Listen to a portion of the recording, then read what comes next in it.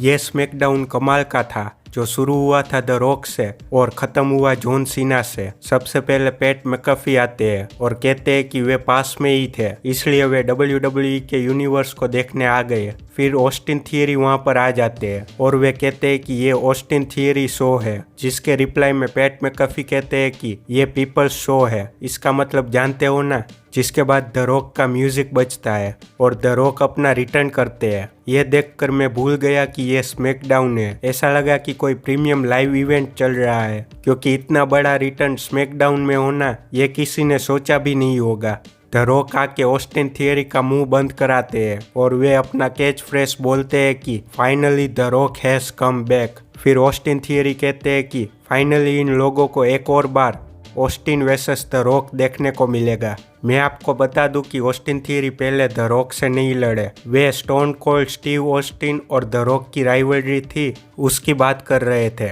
उन दोनों के नाम में ऑस्टिन आता है, इसलिए वे ऐसा कह रहे थे। जिसके रिप्लाई में द रॉक कुछ कहने वाले थे, लेकिन ऑस्टिन थियरी उनका इट डजंट मैटर वाला कैच फ्रेज बोलते हैं। द रॉक कहते हैं कि वे जो बोलते हैं वो मैटर करता है और पीपल जो कहते हैं वो भी मैटर करता है। फिर वे क्राउड से you are an A hole बुलवाते हैं, जिससे गुस्सा होकर ऑस्टिन थियरी उनको मारने लगते हैं, लेकिन द रॉक उनको पीपल्स एल्बो मार देते हैं। फिर वे पैट मैकअफी को भी पीपल्स एल्बो मारने को कहते हैं। इस सेगमेंट में मुझे दो चीज अच्छी लगी। पहली कि ऑस्टिन थियरी को इस सेगमेंट में रखा गया क्योंकि उनको पिछले कुछ टाइम में क्राउड का रिएक्शन नहीं मिल रहा था। द रॉक की वजह से उनको तगड़ा वाला बू मिला। दूसरी की द रॉक एटीट्यूड एरा में जैसे प्रोमो कट करते थे वैसा ही प्रोमो कट किया। ए ऑल जैसे वर्ड्स यूज हुए। ये इसलिए अच्छा था क्योंकि ऐसे एजियर प्रोमो कट करने की वजह से वे फेमस हुए थे। आप YouTube पर the rock funny movement search मारना, आपको पता चल जाएगा कि मैं किसके बारे में बात कर रहा हूँ। शो में आगे जॉन सीना द रॉक से मिलते हैं और दोनों एक दूसरे से गले मिलते हैं।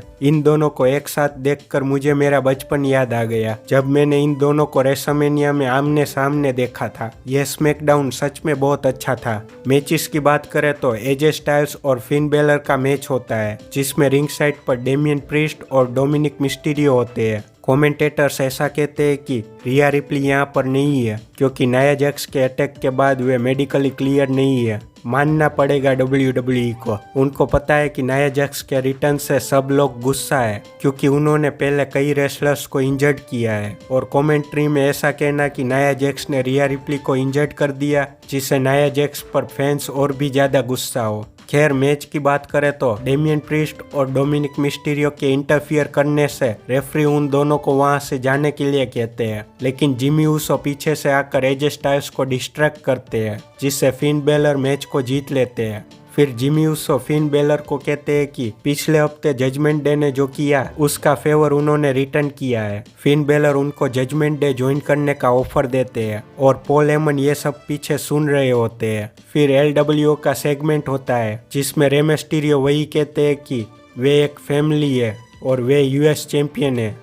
फिर सेंटोस एस्कोबार कहते हैं कि उनका रे मिस्टीरियो से मैच करना एक सपना है और वे US टाइटल के लिए मैच मांगते हैं और रे मिस्टीरियो मैच के लिए हाँ कहते हैं। लगता है कि सेंटोस एस्कोबार का हिल टर्न जल्दी होने वाला है क्योंकि इस मैच में अगर वे हारेंगे तो वे रे मिस्टीरियो पर गुस्सा होंगे और वे रे मिस्टीरियो को शायद मारने लगे। देखते हैं कि उनका मैच कब होता है। लेकिन जब रे मिस्टीरियो ने टाइटल मैच के लिए हाँ कहा तब बॉबी लेस्ली और स्ट्रीट प्रॉफिट्स वहां पर आ गए थे। फिर स्ट्रीट प्रॉफिट्स और LWO के बीच मैच हुआ, जिसको स्ट्रीट प्रॉफिट्स ने कम टाइम में आराम से जीत लिया। मैच के बाद बॉबी लेस्ली ने स्ट्रीट प्रॉफिट्स को मारने के लिए कहा और वे तीनों सबको मारकर वहां से चले गए। फिर LA नाइट और द मिस का मैच होता है। मैच से पहले उन दोनों की राइवलरी का वीडियो प्ले हुआ था। इसका मतलब है कि इस मैच से उनकी राइवलरी खत्म हो चुकी है। इस मैच को LA नाइट जीत लेते हैं, जिसके बाद वो प्रोमो कट करते हैं जिसमें वे कहते हैं कि वे गोल्ड के लिए आ रहे हैं। उन्हें फर्क नहीं पड़ता कि चैंपियन रे मिस्टीरियो है, गंथर है, सेथ रोलिंस है और उनको जरा भी फर्क नहीं पड़ता कि वो रोमन रेंस है। ऐसा कह के वे चले जाते हैं और बाद में हमें पता चलता है कि सोलो LA नाइट के प्रोमो को देख रहे थे। वे गुस्सा होकर उनको मारने के लिए वहां से जा रहे थे,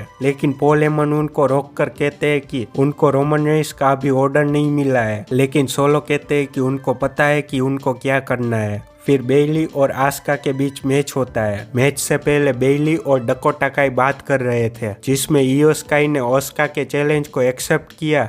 उससे बेइली खुश नहीं थी। मैच में शॉर्ट्सी बेइली को डरा देते हैं, जिससे आस्का मैच को जीत लेते हैं। फिर ग्रेसन वॉलर इफेक्ट होता है, जिसमें जॉन सीना गेस्ट होते हैं। ग्रेसन वॉलर उनको कहते हैं कि उन्होंने पेबैक को अच्छे से होस्ट नहीं किया, और ग्रेसन वॉलर जॉन सीना को बोलने का मौका नहीं देते। फिर जॉन सीना अपनी टी शर्ट को निकालते हैं, लेकिन ग्रेसन वॉलर कहते हैं कि ये टॉक शो है और अब उनकी बारी है बोलने की। फिर जॉन सीना बोलने ही वाले थे कि तब जिमी ऊसो वहां पर आ जाते हैं और वही सेम लाइन बोलते हैं कि ये लोग मुझे देखने आए हैं, और कहते हैं कि तुमने पिछली बार जो किया था वही करना चाहते हो तो करो या फिर रिंग से निकलो। और तभी सोलो वहां पर आ जाते हैं। वे जिमी ऊसो को समोन स्पाइक मारने वाले ऐसा दिखाते हैं, लेकिन वे घूमकर जॉन सीना को सुपर किक मारते हैं। ऐसा इसलिए किया क्योंकि वे अगर डायरेक्ट सुपर किक मारते तो जॉन सीना उनसे बच जाते, जैसे जिमी ऊसो की सुपर किक से वे बच गए थे। सोलो और जिमी ऊसो जॉन सीना को मार रहे थे,